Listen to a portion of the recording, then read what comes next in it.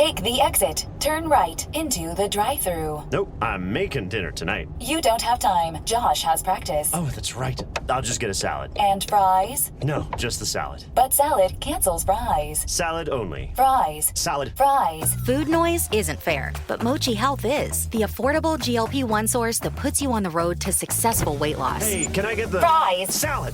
Sorry. Learn more at joinmochi.com. Mochi members have access to licensed physicians and nutritionists. Results may vary. You're listening to this podcast, so I know you've got a curious mind. Here's a helpful fact you may not know yet. Drivers who switch and save with Progressive save over $900 on average. Pop over to Progressive.com, answer some questions, and you'll get a quick quote with discounts that are easy to come by. In fact, 99% of their auto customers earn at least one discount. Visit Progressive.com and see if you can enjoy a little cash back. Progressive Casualty Insurance Company and Affiliates. National average 12-month savings of $946 by new customers surveyed who saved with Progressive between June 2024 and May 2025. Potential savings will vary.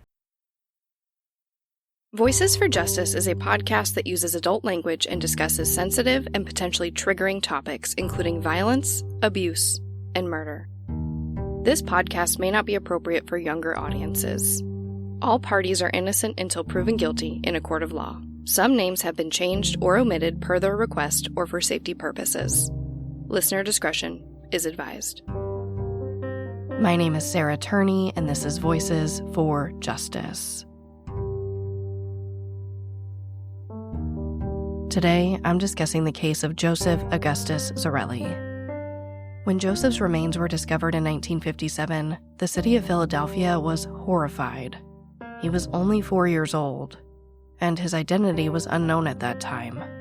Hundreds of thousands of flyers with his photos were sent all across the country, and his case became one, if not the most notorious in the city's history. But now, investigators have his name and are still working hard to find his killer. This is the case of Joseph Augustus Zarelli. Joseph was born on January 13, 1953, likely in the Philadelphia, Pennsylvania area. His mother was Mary Elizabeth Abel, but went by Betsy, and his father was Augustus J. Zarelli, and he went by Gus. Betsy was 21 years old and working in theater when Joseph came along, and she'd previously had a daughter 3 years prior, who was placed for adoption. It's not clear if Gus ever knew that Betsy was pregnant or that Joseph was born.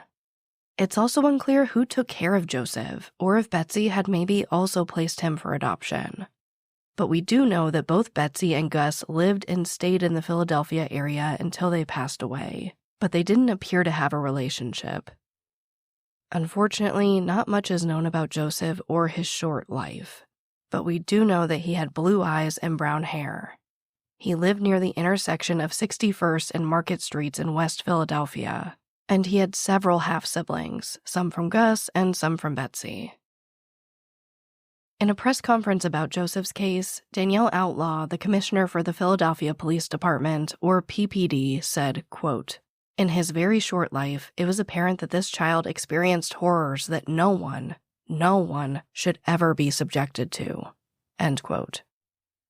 We also know that when he was killed, or even just appeared to be missing from whatever family and neighborhood he was being raised in, it was never reported to the police, despite him only being 4 years old. When Joseph's body was found, this also wasn't reported to the police at first. Not just once, but twice. The first person that we know of to find Joseph was a hunter who was checking his illegal animal traps. This was in a neighborhood in northeast Philadelphia called Fox Chase, specifically on Susquehanna Road. At the time, it was a wooded area with a lot of weeds and shrubs that was often used for hunting and as a dumping ground. This hunter sees what appears to be a deceased child partially concealed in a box, but he doesn't report it at this time out of fear for being caught for his illegal traps. The second person who found Joseph in this area was a 26-year-old LaSalle college student. According to reporting by several reporters at the Philadelphia Inquirer, he wouldn't report what he found until 2 days later, on February 26, 1957. This was prompted by a news report that he'd seen about a 4-year-old girl named Mary Jane Baker.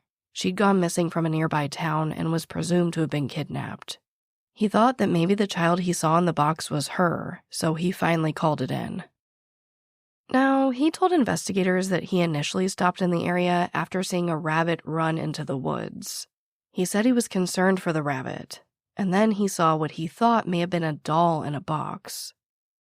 While I do want to say up front that investigators did investigate, polygraph, and seemingly clear this man, he initially wasn't completely forthcoming about why he'd really been in this area.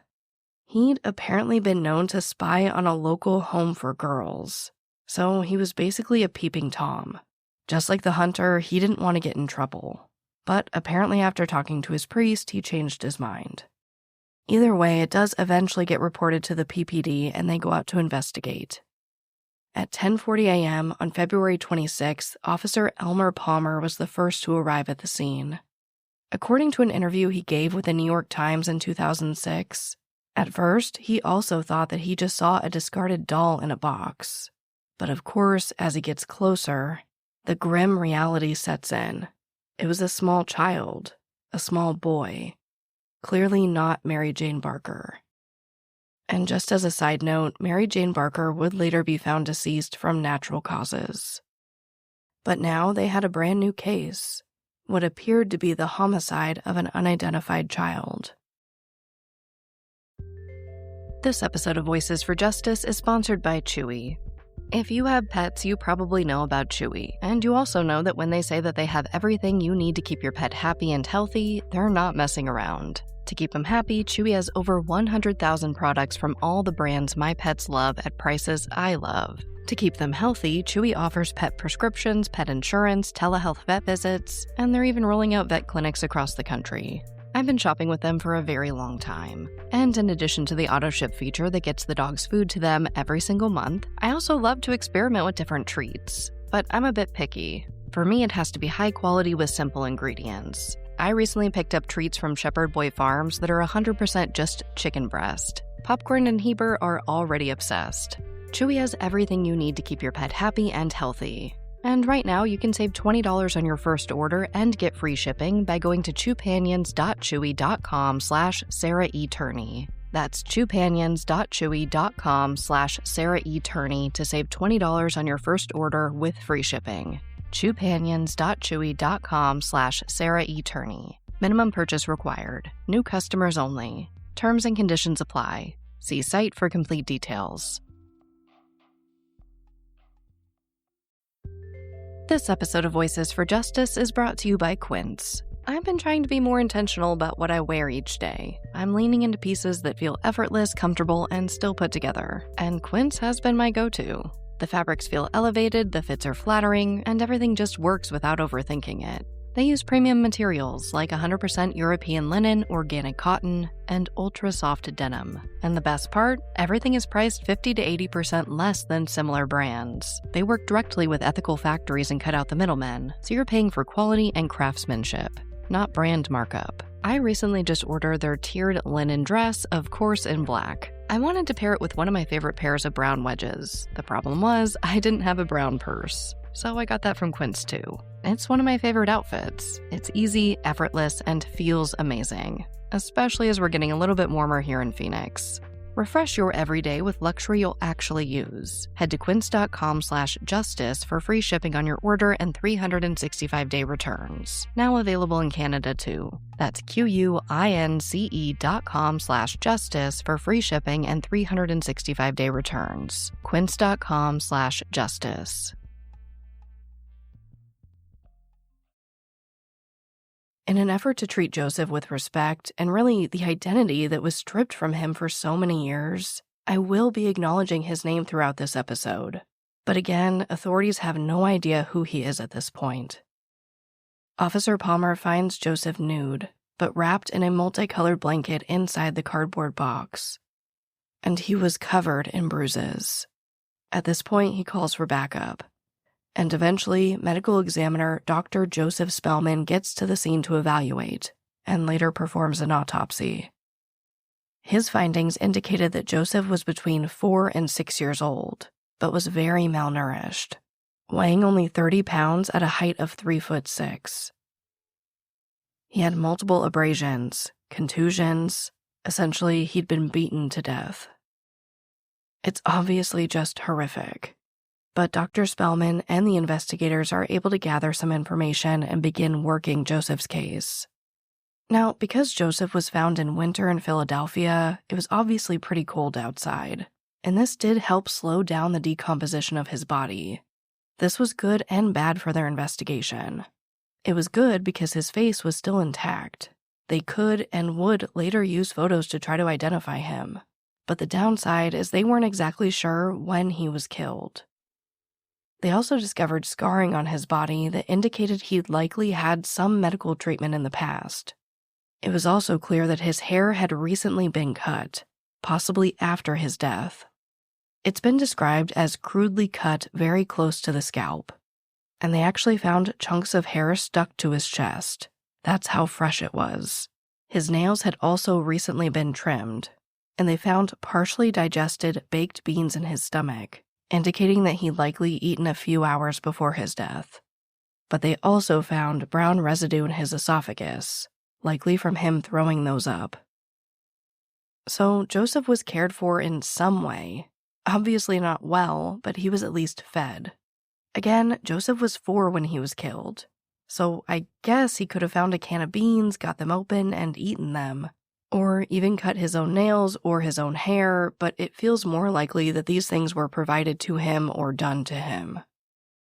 In addition to trying to learn everything they could about Joseph, investigators, of course, also scour the location he was found for any clues they can find. And close to Joseph's body, they find a men's blue corduroy hat. And in this case, I think that there are some advantages and disadvantages to this happening in the 1950s.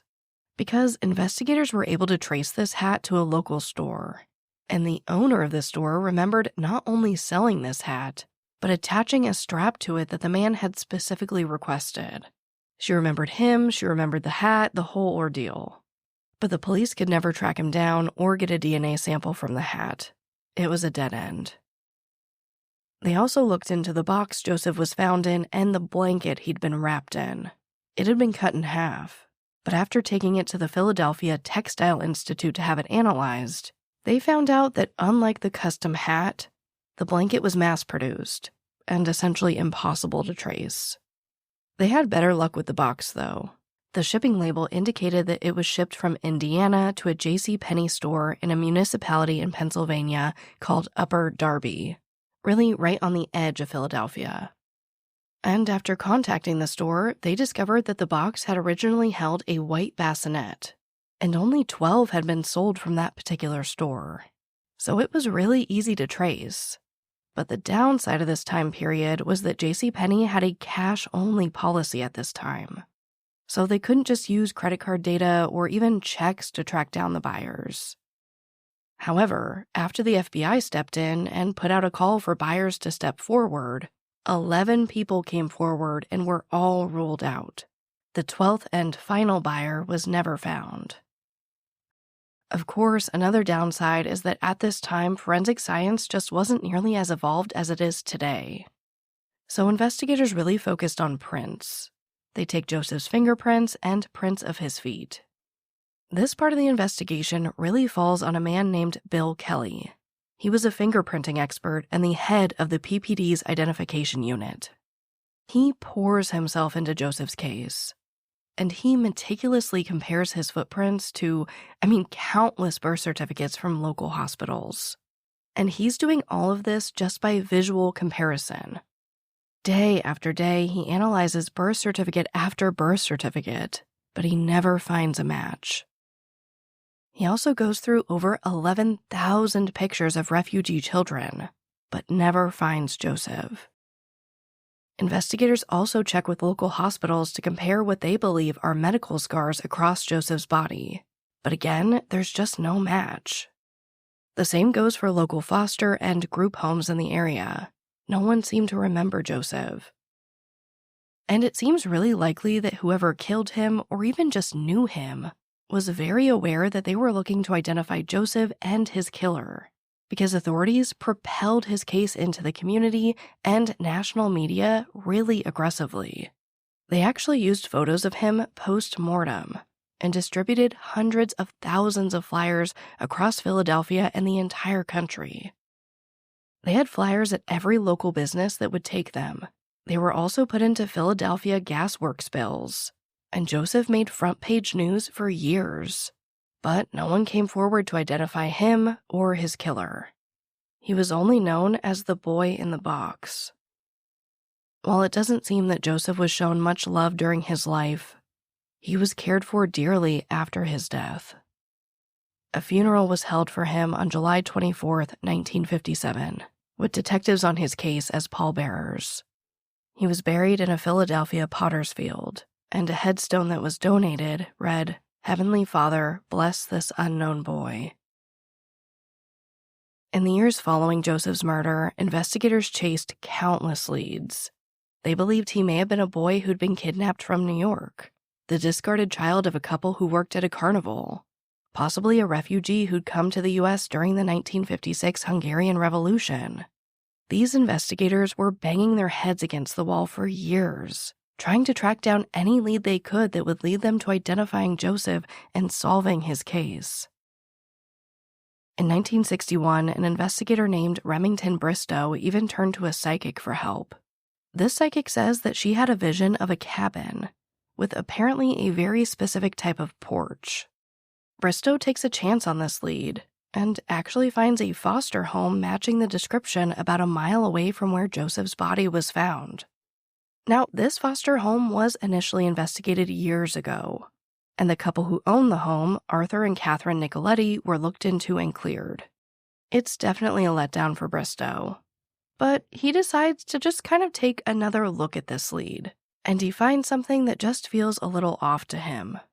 Catherine has a daughter named Anna Marie from another relationship, so she's Arthur's stepdaughter. She's in like her mid-20s and she had 4 children, but 3 of them died shortly after birth. Her 4th child died at 3 years old, after what seemed to just be a freak accident. They were apparently electrocuted on one of those small rides you pay with in coins at a department store. Obviously, it's all just really, really tragic. But Bristow just can't stop thinking about what the odds are that all 4 of her children died. And he begins to wonder if maybe Joseph, who again is still unidentified at this time, was maybe Anna Marie's child. Now, to be fair, there's no concrete tie to Joseph, but he pursues the lead. And later that year, he sees that the Nicolettis are holding an estate sale at the foster home. And he decides to just take a look. It couldn't hurt. And then he sees it. Well, 2 things. He sees a white bassinet for sale. And when he's poking around the yard, he sees a clothesline full of blankets that have been cut in half. He fully believes that this is it. He tries to interview the Nicolettis, but at this point, they refuse. Bristow is truly committed to Joseph's case. He carried around photos of Joseph for years, and he wants to pursue this lead, but just can't. He does eventually convince other investigators to interview the family, but it doesn't go anywhere. And ultimately, he passes away without ever knowing that the boy in the box was Joseph Augustus Zarelli, or what really happened to him. At DSW, we ask the important questions, like, what shoes are you going to wear? Whether you're prepping for wedding season, festival season, or just planning the ultimate vacay, the right shoes can make or break an RSVP. So own the moment. You've got big plans, and we've got just the shoes, at the perfect price, of course. Get ready to get ready with Designer Shoe Warehouse. Head to your DSW store or dsw.com today, and let us surprise you. What they did to your family, you're lucky to make it out alive. Streaming on Peacock. These men are going to come after me. Taking them out is my only chance. Put a bullet in her head. From the co-creator of Ozark. Looks like a family was running drugs. Execution-style killing, it's rare for the Keys. And it leads on who they might have been running for. The cartel killed my family. I'm gonna kill them. All of them. MIA. Streaming now. Only on Peacock. Of course, over the years, investigators followed up on countless leads in Joseph's case. But there wasn't really any movement until 1998. This is when Tom Augustine inherits the case. And unlike some previous investigators, he believes that Bristow may have been onto something. He wants to go back to the Nicolettis, but he's going to need more evidence beyond the white bassinet and some cut-up blankets. He wants DNA. And while technology has changed drastically since Joseph was found in 1957, he still needs some help. So he turns to the VDOC Society. Now, if you don't know what they do, they are absolutely incredible and are made up of professionals like prosecutors, criminologists, medical examiners, many professionals that are in law enforcement or adjacent, like forensic scientists that can help analyze things like DNA. The VDOC Society also just so happens to be based in Philadelphia and already has some interesting ties to the case. One is Bill Kelly, the fingerprinting expert I discussed earlier. He's since retired from the PPD and is now a member. But something that just really pulled at my heartstrings was that one of its co-founders, Bill Fleischer, grew up with Joseph's case, and it motivated him to get into law enforcement. So the VDOC Society votes and takes the case. They help obtain a court order to exhume Joseph's body and collect new DNA samples. He was then reburied at the Ivy Hill Cemetery. Now, of course, Joseph's body has been buried for decades. And obviously, this DNA is not exactly well preserved. But they are able to get a partial sample from one of his teeth. It's mitochondrial DNA, so their hope is to be able to find some relative on his mother's side, maybe one of the Nicolettis. But at this time, they aren't able to get a court order for anyone in the Nicoletti family to give a DNA sample. So that lead really just sits. But not too long after, in the year 2000, investigators get a brand new lead from what appears to be a pretty credible source. A psychiatrist in Cincinnati, Ohio calls the PPD and says, "I have a patient you might want to know about. It appears that she has information about a case." Now, investigators and this psychiatrist exchange some letters about the patient for a while. And eventually, in 2002, Tom Augustine and Bill Kelly traveled to Cincinnati to interview the patient. We don't know her real name, but she's often referred to as M, Martha, or Mary. So I'll just call her Mary. Mary says that she grew up in a very abusive household in Philadelphia in the 1950s. There was apparently a lot of sexual abuse. And she remembers that around the year 1954, when she was about 12, she went on a drive with her mom to a house in Philadelphia. Her mom gets out of the vehicle, hands someone an envelope filled with cash, and she comes back with a baby boy named Jonathan. But this baby wasn't raised like she was. He was kept in their basement. He never spoke and never left the home. Mary was also strictly instructed to keep his existence a secret.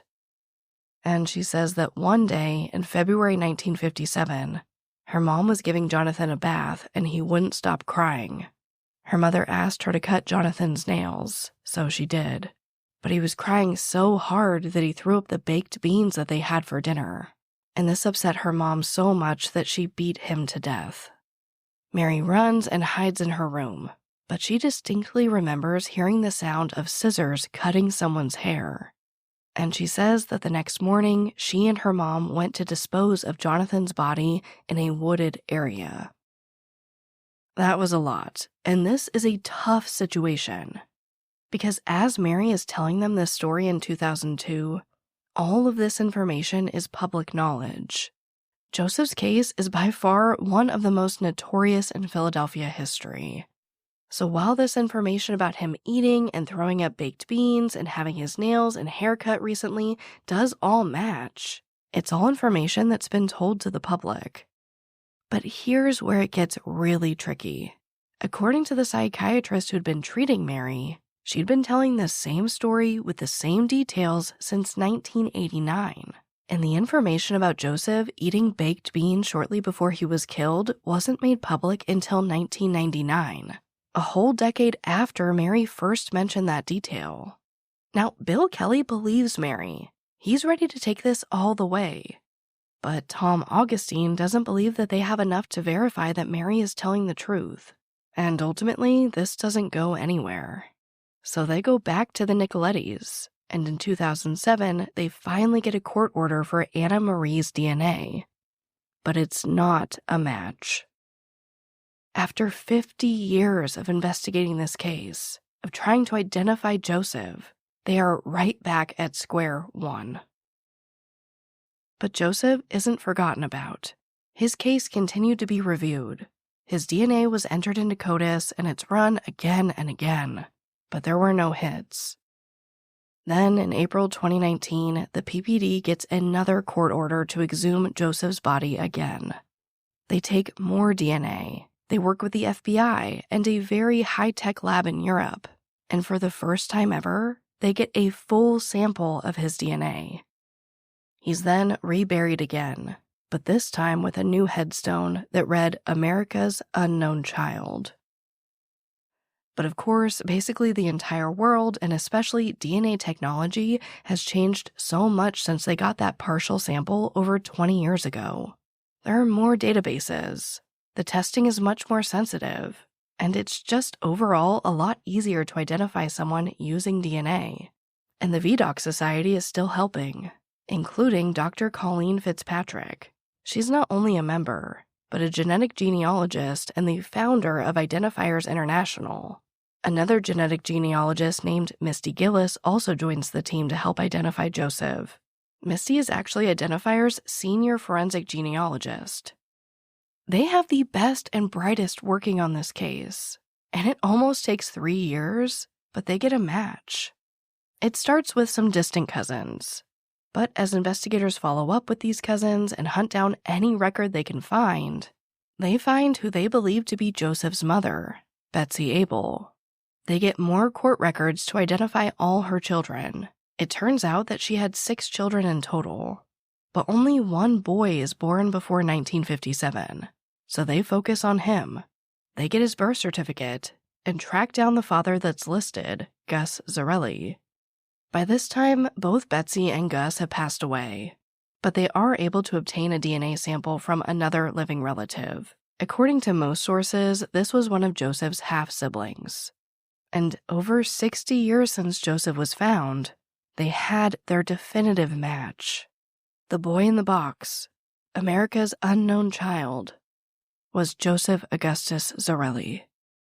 They announced this in December 2022, and Joseph's headstone was replaced once again, but this time with his name. This was not only just a huge moment in Joseph's case, a huge moment for genetic genealogy, but also for this community who had mourned Joseph for decades. This was another part that got me so choked up, but in my research, I found some statements from an employee at the cemetery. His name is Dave Drysdale. He says that Joseph has always had visitors at his grave who stop by with flowers or just a short prayer for him.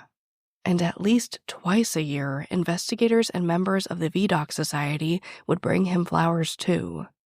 There's also been a marker in the area where he was first found for decades, where again, countless people have gathered to commemorate his life and show their love. Joseph has never been forgotten about, and I just think it's a really beautiful thing in the face of something so unspeakable. But while Joseph has now been identified, and this is a huge win, his case is still unsolved. So, what happened to Joseph Augustus Zarelli? Well, there are still a lot of unanswered questions in this case. Joseph had a birth certificate, but never had a social security number issued to him. While law enforcement is keeping a lot of information out of the public eye, the last I could find, they say that they aren't sure if Gus Zarelli even knew his son existed. We just know that he was listed on Joseph's birth certificate as his father, so I assume that he didn't sign it. But of course, I can't say for sure.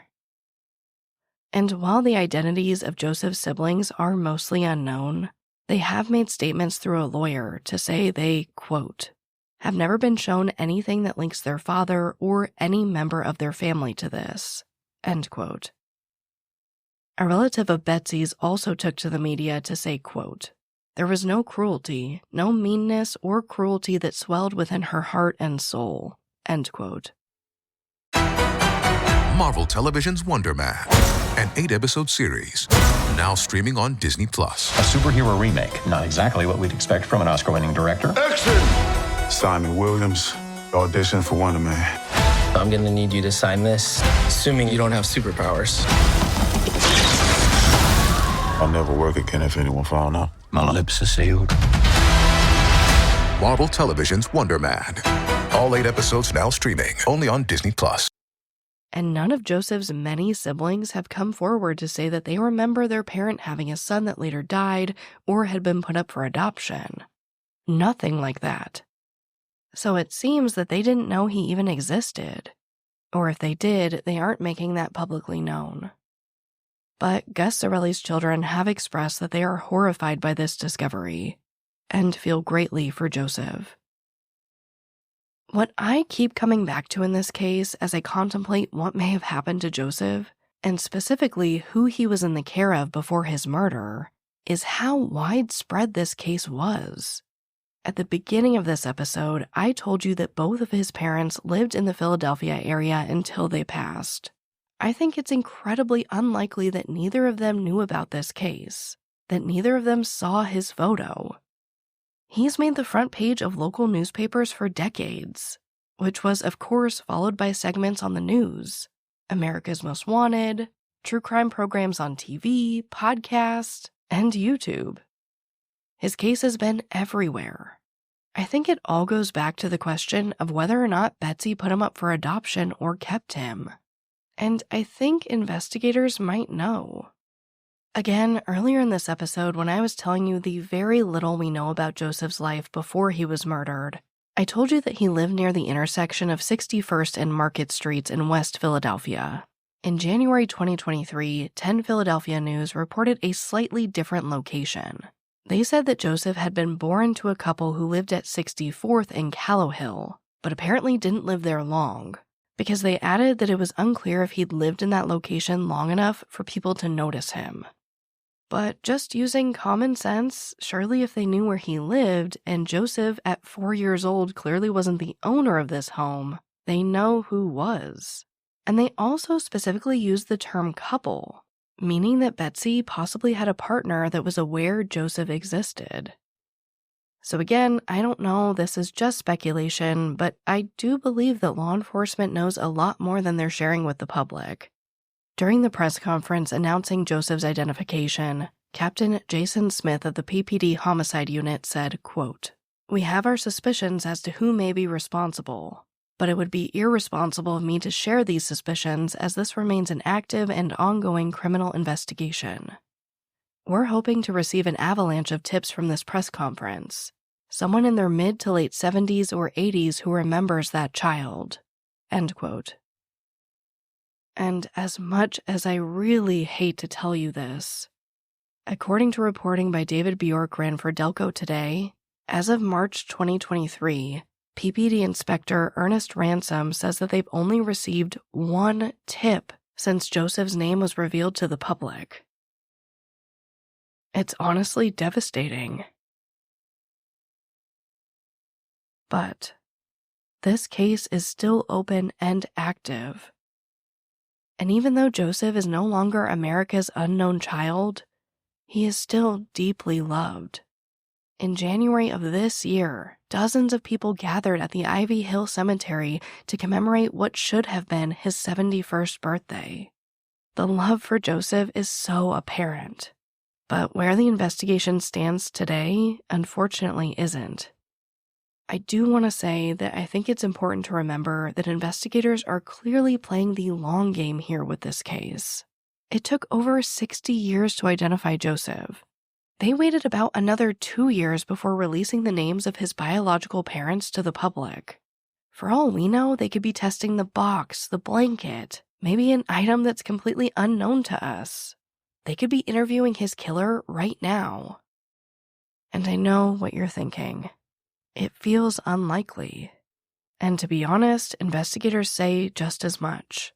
That they feel it's unlikely that they'll be able to make an arrest in Joseph's case. But I'd like to challenge you to consider that there are other forms of justice beyond an arrest and conviction. I can't speak for Joseph or his loved ones, but I can speak as a family member who never got formal legal justice for their loved one's homicide. I think that when the public knows who the most likely perpetrator of such a horrendous crime, especially one against a child, when there are some semblance of answers, there is a form of justice in that, a form of closure. In a perfect world, these crimes wouldn't happen at all. The next best scenario is that the perpetrator is caught and given an appropriate punishment. But we don't live in a perfect world, and the justice system is certainly far from perfect. Oftentimes, the closest thing to justice these victims will ever get is that the world never gave up on fighting for them, never stopped loving them, and that the investigators in charge of the case never stopped looking for answers. And that's where Joseph Augustus Zarelli's case is today. Which brings me right to our call to action. Please share Joseph's case. Talk about his case, especially if you have older people in your life that may have been around during this time, and maybe don't consume true crime content like you do. Media pressure may not be what solves Joseph's case, but after everything I've told you today, I don't think it's crazy to think that love and compassion just might. Stranger things have happened in true crime. And as long as someone is working his case, as long as we keep talking about Joseph, I have to believe that there is always hope.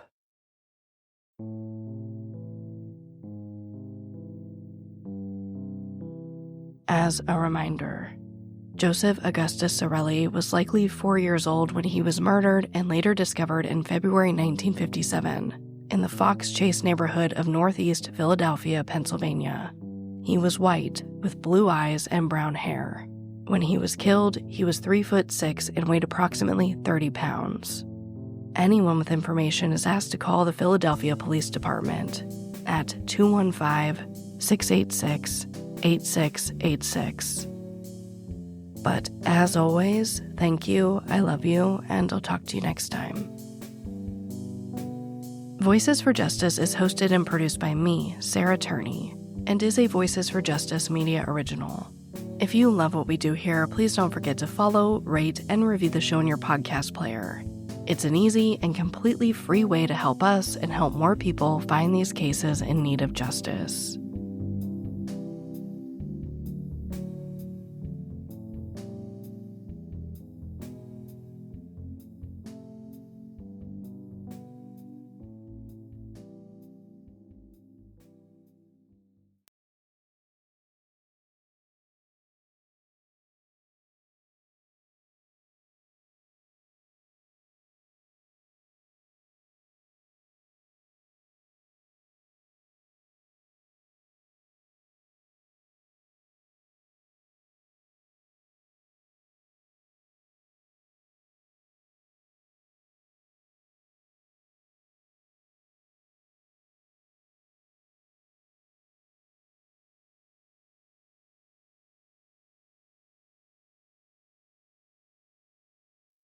Welcome to the Secret After Show. The studio door is open and our emotional support puppies are in the room. There has not been anything going on with me. I am still sick. I think, unfortunately, you could probably hear a bit of that in this episode. And I will say, this is like the brink of voice quality that I'm willing to give you guys. I don't want anybody to turn off an episode because my voice sounds hoarse, which it certainly does. Like I said, I think this was pretty much borderline, but if it does get worse, I have my scripts ready to go. It's just about recording them now, and I keep waiting for my voice to get better, and it's just not. So if by next week it gets pushed even further, there may not be an episode. I hope that there is. I hope that my voice gets better, but again, I'm not willing to put out an episode that I think people might turn off. That's not fair to the person that I am highlighting. But let's go right on to the case. I do have why I wanted to pick it listed here, why I picked it. I, especially being a board member on Season of Justice and seeing a lot of case solves, a lot of the times through DNA specifically, and even it goes back to, when I spoke with Laura Norton about her book, Lay Them to Rest, there's all this anticipation building up to identifying someone, usually a homicide victim, of course. And after that happens, it's like the steam kind of goes away. And I don't think people do it maliciously. I think that media pop of attention just fizzles out. And, people are so excited about the solve, or the identification, I should say. Even I'm calling it a solve when really it's not, right? It's an identification. And when that happens, I feel like a lot of people just kind of forget and don't go back to it and think, hey man, like this case is still unsolved. It still needs help. So that's what I was actually just like randomly checking up on the case. I had done a crossover many years ago, but I've never formally covered it. So I was just kind of checking up on it. And when I saw that only one lead came in, try not to get emotional, one lead after he was identified. And that was one source, to be totally honest with you guys. And I said that in the episode. I was devastated. And I was like, I got to cover this case. I know that it's a big case. Most of you guys know it. But I wanted to cover it. And I also wanted to cover it in a way that I don't feel it's really been covered very often before. Of course, I haven't, I don't really consume other people's content about cases. I actively try to stay away from it, so I'm not like influenced. Sometimes if, they're able to obtain an interview that, I can't find anywhere else, of course I'm going to go there. But I like to try to not be influenced by other people's styles of doing true crime. I try to, make this as unique as I can in an oversaturated market. But I wanted to tell his story in a way that respected, and I'm not saying that other people aren't respecting his identity. I'm not saying that. But in a way that was like I cover every other story. We know who he is up front, and that's true. That's real. We know that this is Joseph Augustus Zarelli. He is not the boy in the box, and I tried everything I could to avoid that term while also acknowledging, the real case history here and what he was known as. But I just wanted to cover it like I cover every other case of a missing child and put his name up front, put the information we knew about him up front, even though it came decades later, and just really try to honor him in a way that I don't think is often done in true crime. With this case in particular, I think the hook is always, we have this unidentified child, it's been so many decades, and bam, he's identified. Here's the hook. Sorry, I had to pause to cough. I didn't want to do that. So I hope that came across, and I hope that you guys, for lack of a better word, enjoyed that style. I don't know. It felt more right to me, so that's why I did it. I also have this with like a bunch of question marks after, like, how do they know the cross streets but don't know who he lived with? Why they're keeping this close to the vest?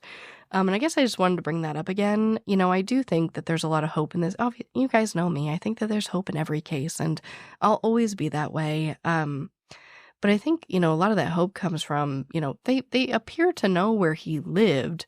So I think that there's a lot more that they know that they aren't saying, that I hope really gets a true solve for this case, hopefully sooner rather than later. Now, I also thought an interesting part of this case was like the passage of time, right? And the advantages and disadvantages of really each time period, right? To find a hat and be able to track down the maker and the owner of the shop is like, I'm in Arizona, right? So I know that this happens with like some cowboy hats and stuff. But if somebody finds like a Nike baseball cap, like you're done. Like, how are you going to trace that, right? Unless it's like some limited edition. And I know that, yes, they can trace. I worked in retail. I know that there are Easter eggs and, in these products, and you can't trace when they are manufactured and like at what plant, right? But when they have, 10,000 Nike hats, it's a little bit different. So I just thought it was really interesting to see how they really could trace things in some ways a little bit better, that they could find that there were only 12 bassinets sold or whatever, but because we're in 1957 and JCPenney only accepts cash, we can't find the buyers, or at least, which is another crazy thing, 11 out of the 12 buyers coming forward. I don't know. I guess I don't have much to add here. I just thought it was a really interesting aspect of this case that I don't really see come up. And I know that I don't cover a lot of older cases like this. But I don't know. Again, just kind of as I grow and develop in true crime and learn more about cases and, investigation techniques, I just thought it was particularly interesting that the lack of technology really helped them in the beginning, and then the development of technology obviously greatly helped them, get to where the case is today. It's just like an interesting evolution. Now, I do want to say, and I didn't want to put this in the episode, I always try not to come across preachy, but you guys opt into the after show, so, you can take what you get here. I have literally been in a similar place to these siblings where, in the sense that they just found out that their father has another child that they didn't know about. The police sat me down and said that I had a sister that my dad never told me about, that he never claimed. And I just want to remind everybody that that's really hard. And I say that because the siblings have gotten a lot of, for lack of a better word, crap online, as if they were supposed to know all their family secrets or, come out with their immediate thoughts and feelings about the situation right when it happened. And, I just want to say that they're in a really difficult situation. We don't know what they know or don't know. So I'm just asking you to remain kind, keep your mind open, and at the very, very least, do not harass them, which apparently has been happening. It doesn't help. When I went on ABC 2020 in 2008, aired in 2009, I defended my dad, and countless people harassed me. They were like, "You're an idiot. Like, why can't you see what I see? Like, what the whole world sees," which that information is valid. Why, it was so clear what happened. But my point is that didn't help me change my mind. That's not what got me to the point of being able to better receive that information. I read those comments and shut down. I thought everybody's being mean. I don't like this true crime media experience. And I didn't do true crime media for almost a decade after. So when you want, I've said this before, when you want answers from families in true crime, harassing them typically does the opposite. And again, I'm just challenging you to possibly think that way. Just open your mind. Now let's go on to media discrepancies. There was a lot. This is a really old case, and there's like countless articles about everything. But some of the big ones that stuck with me, one was the blanket. People have said it's a flannel blanket, it's a plaid blanket, it's a multicolored blanket, and it may possibly be all those things, but that's why I just kind of simplified it to a multicolored blanket. Also, the reporting about how Joseph was found, the first few people who found him, kind of varied. And not really that the stories changed too much, but just in some articles, they would report that it was the college students. Some other ones would just say it was the hunter. It was just kind of spotty, and I kind of had to piece it together from quite a few different articles. As far as the hero of this episode, it was really hard to pick one. To be honest, there were so many you can hear the dogs. There were so many dedicated investigators on this case over the years that I don't want to pick just one. I really just want to say that, everybody who dedicated so many years of their life, so much time, the VDOC Society, all these investigators, people at Identifiers International, I think that they're all the heroes of this episode. And I'm sorry, that might be a cop-out. I really wanted to acknowledge everybody, and I couldn't pick just one. But let's go on to our segment of hope. This is out of Reidsville, North Carolina. And I am reading an article from WFMY News 2 by Megan Allman. The title reads, Man Sentenced to 50 Years in 1994 Cold Case Murder of Uncle. This happened way back in 1994, and the victim's name is Edward Ware. The article reads, on May 7th, 1994, Edward Ware, 68, was found dead in his home in Reidsville. Investigators reported signs of a violent struggle, evidence of a robbery, and no forced entry. Despite an extensive investigation by the Reidsville Police Department and the North Carolina State Bureau of Investigation, the case grew cold as leads dwindled. And I thought that this was particularly relevant to this case, to Joseph's case, because it says in 2023, a breakthrough came when new DNA evidence linked Johnny Ware to the crime, which is his nephew. And this seems to have gone pretty smoothly. He pleaded guilty to second-degree murder. And after nearly 30 years, this family has answers.